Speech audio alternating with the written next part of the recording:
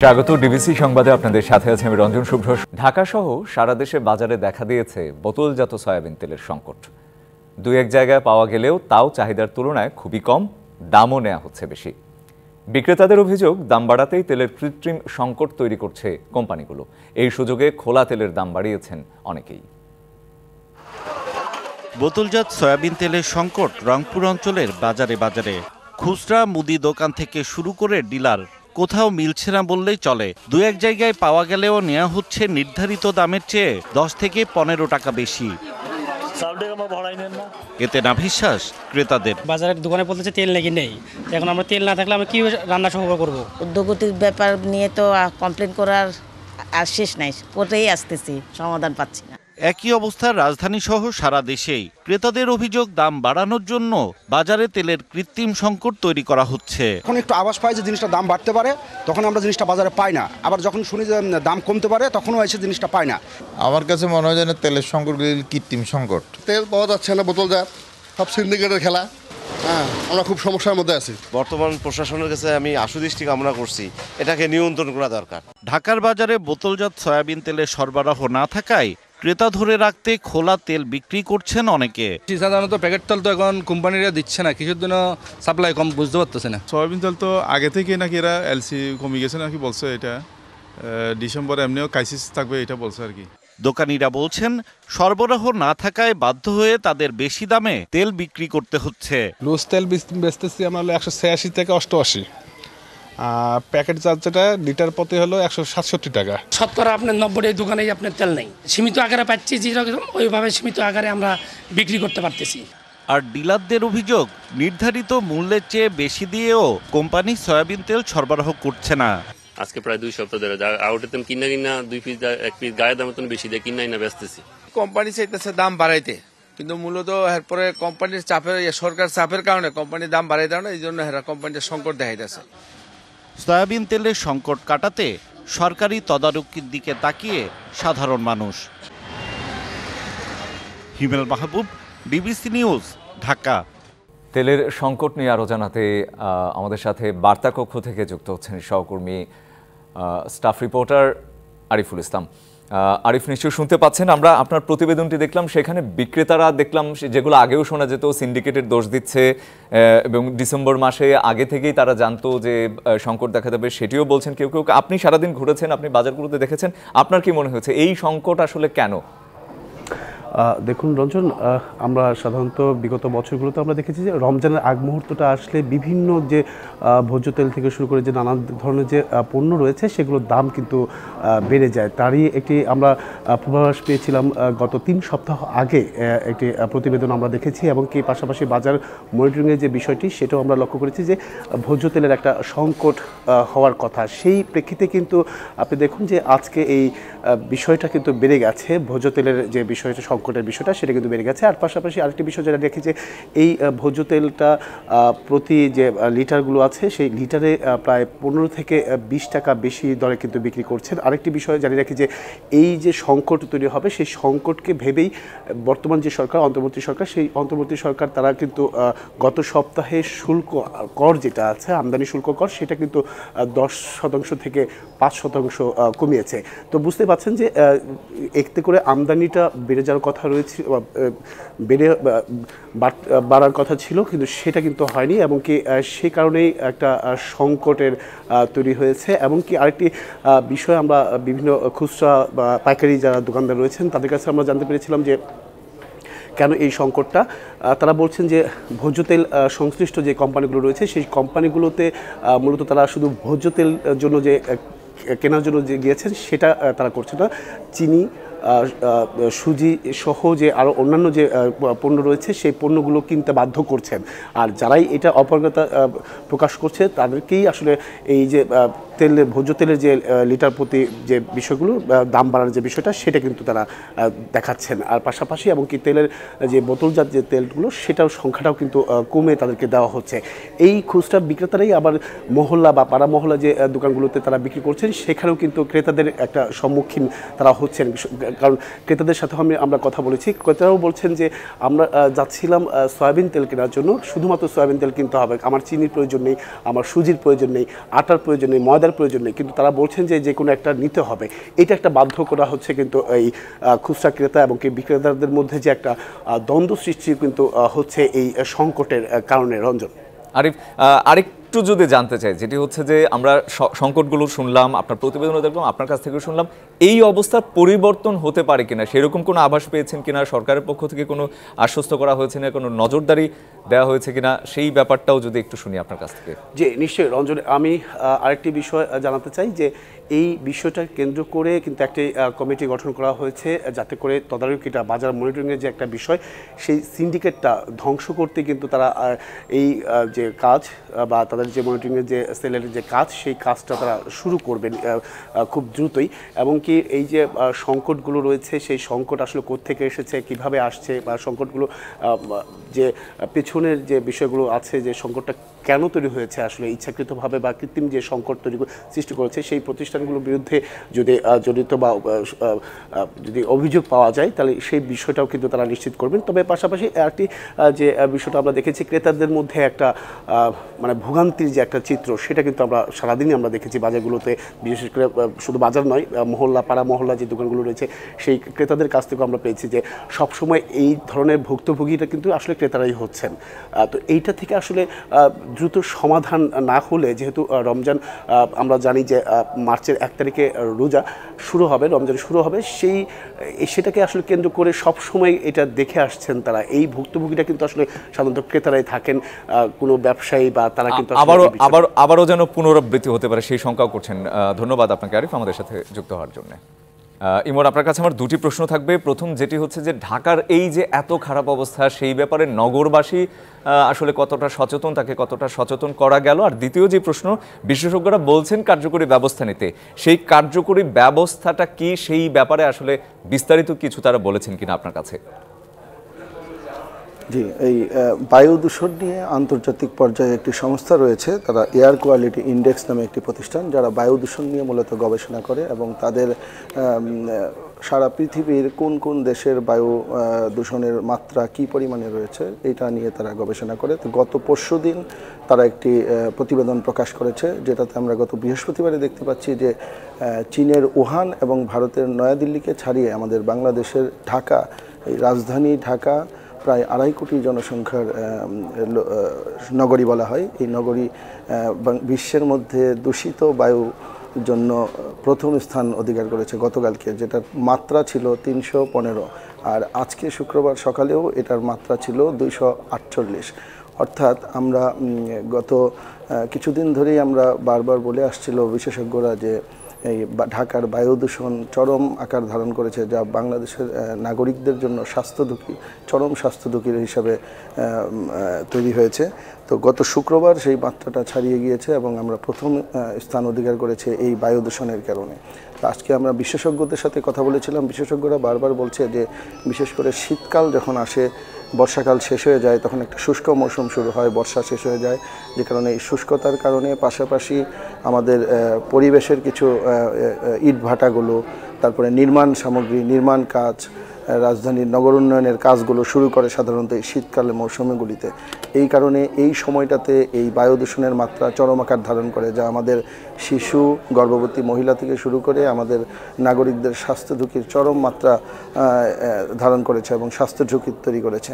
তো এই ক্ষেত্রে বিশেষজ্ঞরা বারবার বলছে যে এইগুলোর জন্য যে অপরিকল্পিত নগরায়ন, শহরের যে বর্জ্য ব্যবস্থাপনা রয়েছে, সেই বর্জ্য ব্যবস্থাপনা এবং পরিবেশ দূষণের জন্য যানবাহন, ফিটনেসবিহীন যানবাহন, এগুলো একটা অন্যতম বড় কারণ। পাশাপাশি তারা 6টি কারণকে চিহ্নিত করেছে যেগুলো থেকে প্রচুর পরিমাণে বায়ু দূষণ হচ্ছে এবং আমাদের স্বাস্থ্য ঝুঁকি তৈরি হচ্ছে। এর মধ্যে একটি হচ্ছে বর্জ্য ব্যবস্থাপনা, ফিটনেসবিহীন যানবাহন, অপরিকল্পিত নগরায়ন, ইটভাটাগুলোকে নিয়ন্ত্রণ করতে না পারা সহ এরকম 6টি কারণ বিশেষজ্ঞরা তুলে ধরছে। তবে বিশেষজ্ঞরা বলছে যে এই বিষয়গুলির জন্য আমাদের যে সিটি কর্পোরেশন রয়েছে, নগর উন্নয়ন কর্তৃপক্ষ, রাজুক রয়েছে, আমাদের স্থানীয় সরকার প্রশাসন রয়েছে, এগুলোর ভিতরে একটা সমন্বয়হীনতা সবসময় দেখা যায়। এছাড়া পাশাপাশি আমাদের সাধারণ মানুষের ভিতরে একটা অসচেতনতা রয়েছে, যে কারণে এই বায়ু দূষণগুলির মাত্রা আরও বেশি বেড়ে যাচ্ছে। কারণ এই সারা নগর শহরগুলোতে দেখা যায় যে নির্মাণ সামগ্রী যত্রতত্র ফেলে রাখা, সরকারি নিয়ম বিধি না মেনে বিল্ডিং তৈরি করা, অব্যবস্থাপনার মাধ্যমে করা, এবং আমাদের বর্জ্য ব্যবস্থাপনা রয়েছে, এগুলো ঢাকার 3টি পয়েন্টে এই বর্জ্যগুলো ফেলা হয়। এই বর্জ্যগুলো প্রতিদিন পোড়ানো হয়। এখানে হাসপাতালের বর্জ্য রয়েছে যেমন বাসাবাড়ির বর্জ্যগুলিও রয়েছে। এগুলো সব বর্জ্যগুলি যখন পোড়ানো হয় তখন এগুলোর মধ্যে নানা রকম গ্যাস তৈরি করে। এই গ্যাস থেকেও বায়ু দূষণ হচ্ছে, ইট ভাটাগুলো থেকে বায়ু দূষণ হচ্ছে। এই সব বিষয়গুলো যদি সরকারিভাবে প্রশাসনিকভাবে নিয়ন্ত্রণ করা না হয় তাহলে আমাদের নাগরিকদের স্বাস্থ্য ঝুঁকি খুবই বাজে পর্যায়ে চলে যাবে। এখন অলরেডি আমরা নয়াদিল্লি এবং ওহানকে ছাড়িয়ে গেছি। এই পরিস্থিতি উন্নয়নের জন্য সরকারের এই বিষয়ে কঠোর পদক্ষেপ নেওয়া উচিত বলে বিশেষজ্ঞরা বারবার বলছে, সতর্ক করছে তারা। ইমন, আপনাকে ধন্যবাদ। বারবার পরিবর্তন হচ্ছে দেশের জাতীয় শিক্ষাক্রম। স্বাধীনতার পর এ পর্যন্ত 7 বার বদল হয়েছে কারিকুলামে। আবার একাধিকবার পদ্ধতি পরিমার্জন হলেও টেকসই পর্যায়ে পৌঁছাতে পারেনি তার একটিও। এনসিটিবি বলছে এবার যুগোপযোগী শিক্ষা ব্যবস্থার কথাই ভাবছে সরকার। আর বিশেষজ্ঞরা বলছেন কারিকুলামের আগে ঠিক করতে হবে জাতীয় শিক্ষা দর্শন। স্বাধীনতার পর 1977 সালে প্রথম প্রণয়ন করা হয় শিক্ষাক্রম। এরপর 1986 সালে আবারও পরিমার্জন করা হয়।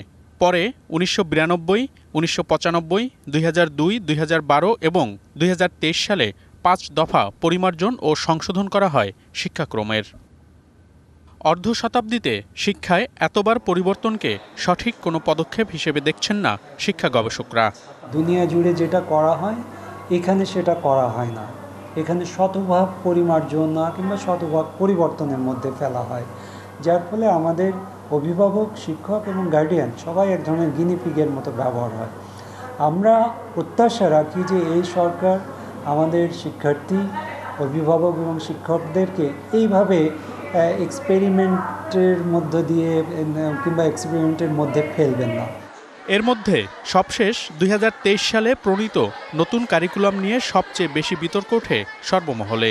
গণ অভ্যুত্থানে সরকার পতনের পর বাদ দেয়া হয় বিতর্কিত সেই কারিকুলাম। 2026 বা 27 সালে নতুন কারিকুলাম প্রণয়নের কথা ভাবছে সরকার। কিভাবে পরিবর্তন করলে, কতটুকু পরিবর্তন করলে সেটা সাস্টেইন করে, মানে টেকসই হয়। আশা করি যে এবার আমরা আগের ভুলগুলি আর করব না, যাতে আমাদের ঘন ঘন কারিকুলাম পরিবর্তন করতে হয়, গার্ডিয়ানরা রাস্তায় নামে, শিক্ষকদের মুখ বন্ধ করে দেওয়া হয় যে কোনো কথা বলা যাবে না, যা দিব তাই গ্রহণ করতে হবে, আপনাদের কাজ হচ্ছে বাস্তবায়ন করা। এটা ঠিক নয়। উদ্যোগ যাই হোক না কেন, শিক্ষা বিশেষজ্ঞরা সবার আগে জোর দিচ্ছেন জাতীয় শিক্ষানীতি ঠিক করার ওপর। শিক্ষাক্রম যদি আপনি করতে চান, জাতীয় শিক্ষাক্রম, প্রথম যে কাজটি করতে হবে সকলের সম্মতিক্রমে একটা জাতীয় শিক্ষা দর্শন প্রতিষ্ঠা করতে হবে। বাংলাদেশের দুর্ভাগ্য হলে বাংলাদেশের শিক্ষা ব্যবস্থার কোনো জাতীয় শিক্ষা দর্শন নাই। ওই শিক্ষা দর্শন অনুযায়ী আমাদেরকে এস্টাবলিশ করতে হবে জাতীয় শিক্ষানীতি। শিক্ষানীতি অনুযায়ী আমাদের পাঠ্যপুস্তক নির্ধারণ করতে হবে। শতভাগ শিক্ষাক্রম পরিবর্তন করে নতুন কোনো শিক্ষাক্রম এস্টাবলিশ করা, এটা একটা ভ্রান্ত ধারণা, যেটা বাংলাদেশে এই 50 বছর ধরে হয়ে এসেছে বলেই আমাদের শিক্ষা ব্যবস্থা এবং শিক্ষার্থীরা এবং আমাদের অভিভাবকরা এবং শিক্ষকরা গিনিপিগ হিসেবে এই শিক্ষার কাছে বারবার তার প্রতারিত হচ্ছে। পেছনের ব্যর্থতা ঠেলে আসছে কারিকুলাম শিক্ষার্থীদের বিশ্বমানের হিসেবে গড়ে তুলতে সহায়ক হবে এমন প্রত্যাশা সর্বমহলের। মনিরুল সোহাগ, ডিবিসি নিউজ, ঢাকা। বিচারপতি অপসারণে সুপ্রিম জুডিশিয়াল কাউন্সিলের পুনর্জন্ম অনাকাঙ্ক্ষিত রাজনৈতিক হস্তক্ষেপ থেকে বিচার বিভাগকে রক্ষা করবে বলে জানিয়েছেন প্রধান বিচারপতি সৈয়দ রেফাত আহমেদ। সকালে সুপ্রিম কোর্ট বার অডিটোরিয়ামে রাজশাহী ইউনিভার্সিটি ল অ্যালামনাই অ্যাসোসিয়েশনের রুলা সম্মেলনে একথা বলেন তিনি। আরও বলেন, বিচারক নিয়োগের ক্ষেত্রে অ্যাপয়েন্টমেন্ট কাউন্সিল গঠনের উদ্যোগ নেওয়া হয়েছে, যা বাস্তবায়নের লক্ষ্যে সরকারের কাছে সুপারিশ করা হয়েছে।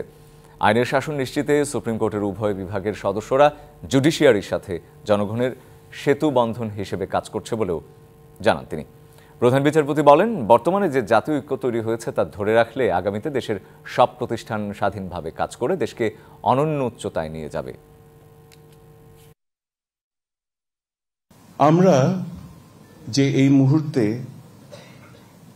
জাতীয় ঐক্যের এক নতুন অধ্যায় রচনা করছি,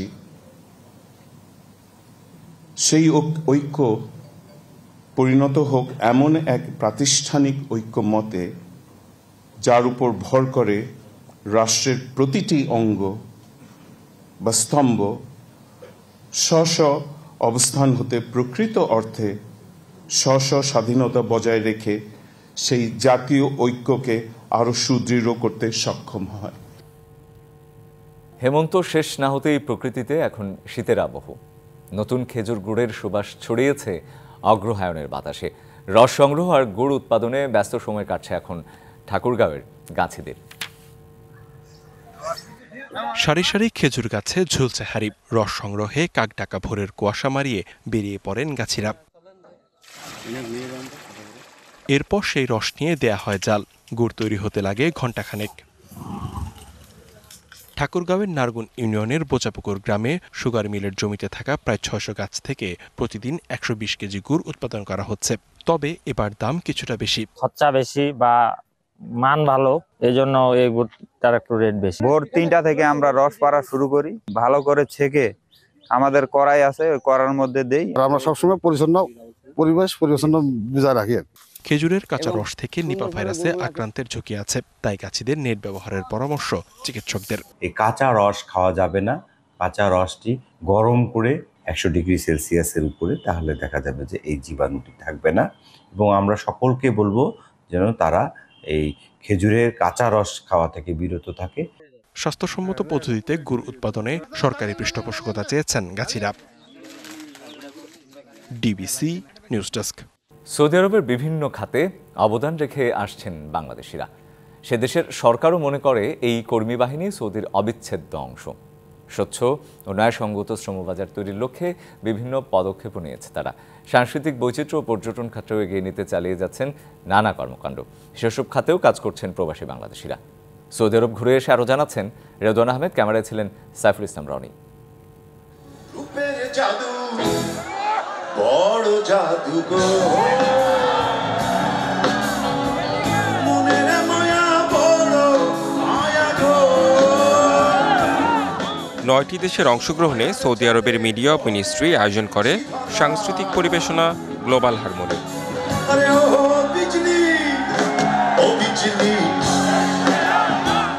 যেখানে অংশ নেন স্বনামধন্য বাংলাদেশি শিল্পীরা। আমন্ত্রণ জানানো হয় বাংলাদেশের সাংবাদিকদের।